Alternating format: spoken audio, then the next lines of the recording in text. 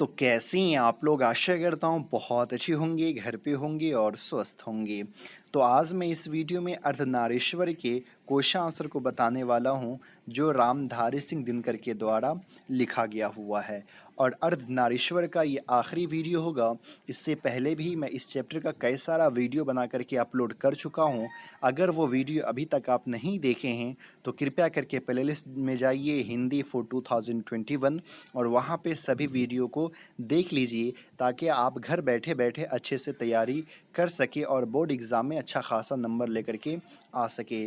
तो चलिए आज हम लोग जो है इस वीडियो में क्वेश्चन आंसर को जानते हैं, लेकिन उससे पहले आपसे एक छोटा सा रिक्वेस्ट है कि अगर आप हमारे चैनल पे पहली बार आएँ तो प्लीज़ चैनल को सब्सक्राइब कर लीजिए, ताकि घर बैठे बैठे आप जो है सो अपने सब्जेक्ट की तैयारी अच्छे से कर सकते हैं। और वीडियो अच्छा लगता हो तो लाइक करना मत भूलिएगा और इस वीडियो को ज़्यादा से ज़्यादा अपने दोस्तों को शेयर कीजिए।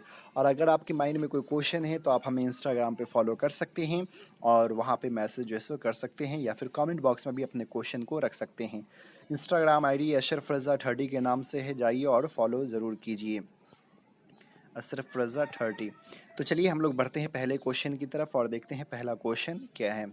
तो पहला क्वेश्चन कह रहा है, पुरुषों में नारी का गुण क्यों होनी चाहिए?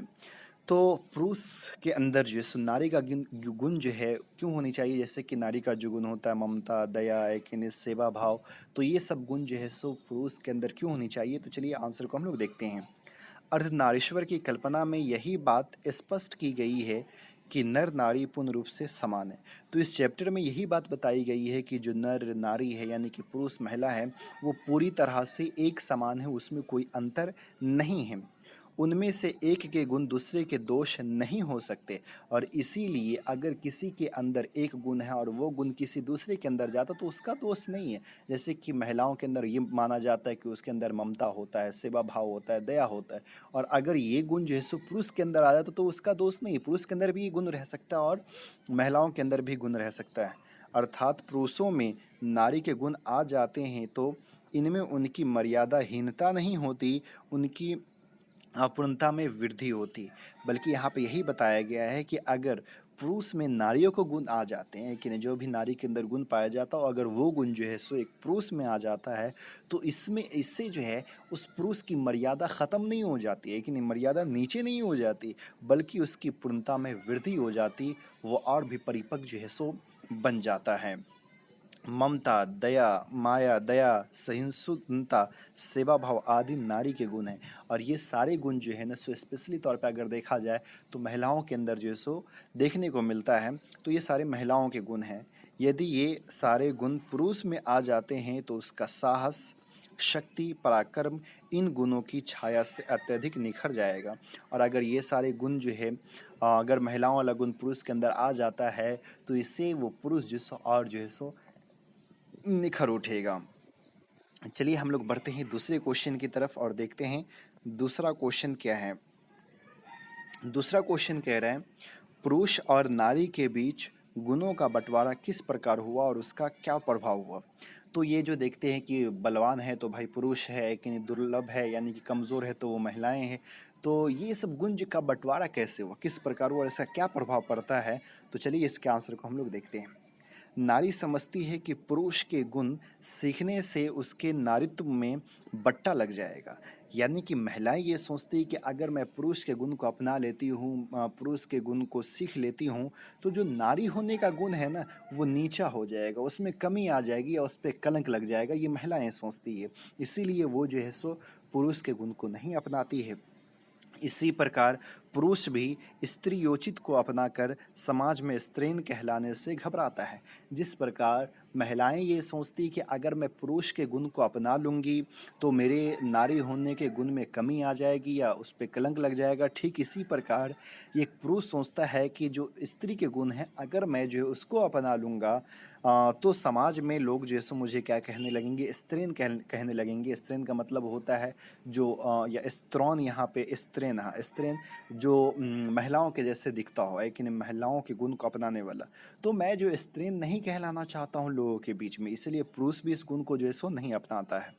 बस यही पुरुष और नारी के बीच गुणों का बंटवारा हो गया, और यहीं से जो है ना सो पुरुष और महिलाओं के बीच जो है ना गुणों का जो सो बंटवारा हो जाता है। पर बंटवारा एक तरफा है। बंटवारा जो एक तरफा अब क्यों है, चलिए आगे देखते हैं। बंटवारा करते समय पुरुष ने नारी से पूछा ही नहीं, और जब ये बंटवारा हो रहा था तो पुरुष जो है सो नारी से पूछता ही नहीं है, और जहाँ उसने चाहा वहाँ उसे बिठा दिया। स्वयं तो वह वृक्ष बन बैठा और नारी को उसने लता बना डाला। लेकिन जब ये बंटवारा हो रहा था तो पुरुष जो है सो महिलाएं से पूछता ही नहीं है, और होता है क्या कि पुरुष जैसा चाहा वैसा ही हुआ है कि नहीं, धीरे धीरे जो है बदलाव होता रहा, और पुरुष जो है महिलाओं को घर में बैठा दिया, और वो खुद जो है सो क्या बन गया, वृक्ष बन गया और महिलाओं को लता बना दिया। स्वयं तो वो वृक्ष बन गया और नारी को कली जो है सो मान लिया। वो तो पेड़ बन गया और महिलाओं को जो सो वो कली मानने लगा। यानी कि जो भी कठोर काम है वो जो है सो कौन करेगा, पुरुष करेगा, और जो भी जो है सो ममता दया वाला काम जो है वो महिलाएं करेगी। उसी समय से धूप पुरुष और छाया नारी बन गया, और उसी समय से धूप जो है सो पुरुष बन गया और छाया जो है सो नारी बन गया।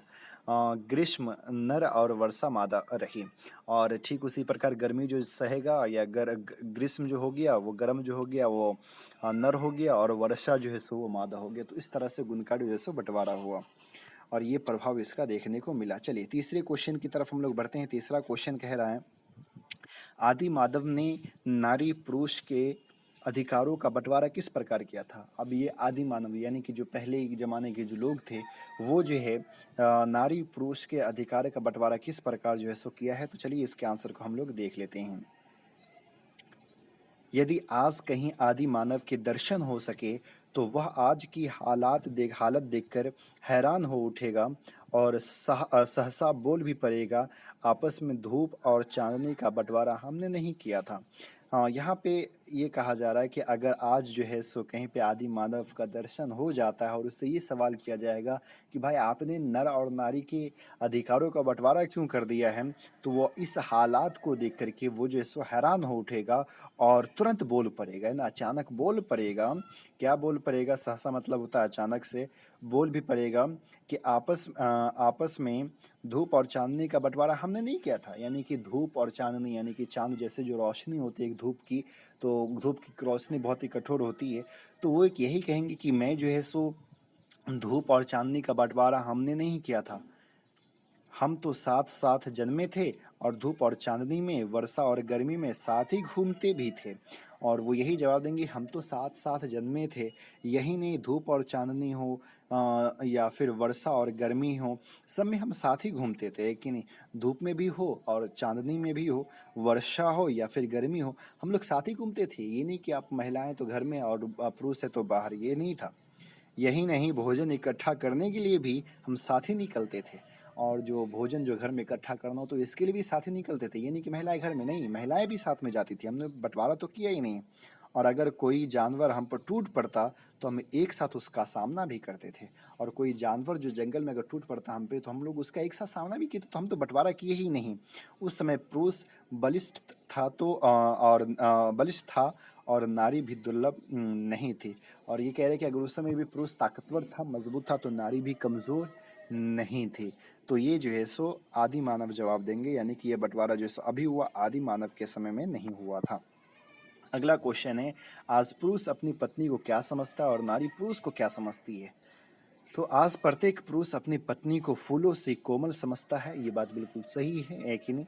और प्रत्येक पत्नी अपने पति को बहुत कुछ उसी दृष्टि से देखती है जिस दृष्टि से लता अपने वृक्ष को देखती है, और महिलाएं जो अपने पुरुष को ठीक उसी प्रकार देखती है जिस प्रकार से जो है ना पेड़ में लगा हुआ जो है सो पत्ता जो होता है, एक लता जो होता है। क्योंकि अगर पेड़ नहीं रहेगा, मोटा जड़ नहीं रहेगा, तो वो जो है ना पत्ते जो है, लता जो है सो क्या हो जाएगा, गिर जाएगा, टूट जाएगा। तो ठीक उसी प्रकार महिलाएं ये सोचती कि अगर मेरा पति नहीं रहा तो फिर मैं जो है नहीं रह पाऊंगी इस दुनिया में, मेरा कोई नहीं रहेगा।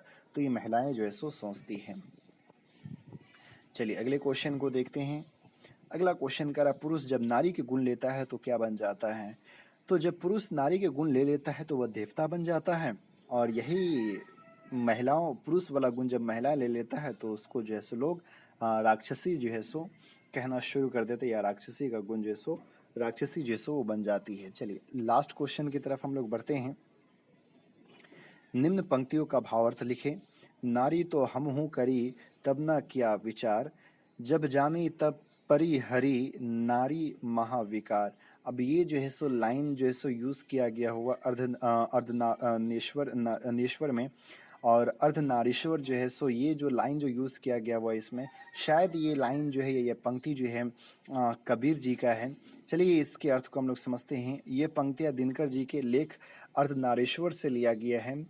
सभी ने नारियों की निंदा भी की है और विवाह भी किया है, और इसमें यही बताना चाहता है कि नारी जो है तो नारी की निंदा भी करते हैं, है कि नहीं, और निंदा करने के बाद उससे विवाह भी करते हैं।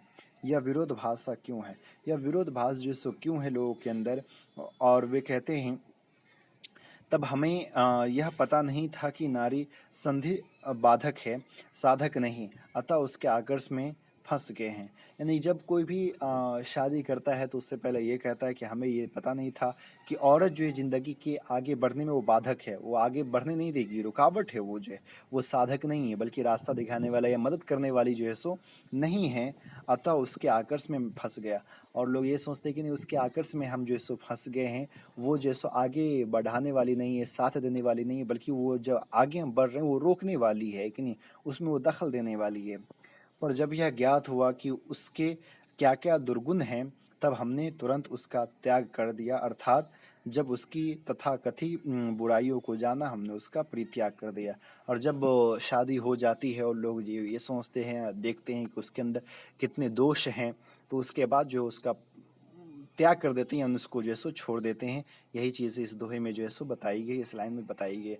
उम्मीद करता हूँ ये वीडियो आपको अच्छा लगा होगा। अगर अच्छा लगे तो प्लीज़ लाइक कीजिए, ज़्यादा से ज़्यादा शेयर कीजिए, और हमारे ही चैनल पर अगर पहली बार आए हैं तो प्लीज़ चैनल को सब्सक्राइब कीजिए। फिर मिलते हैं अगली वीडियो में, तब तक के लिए बाय।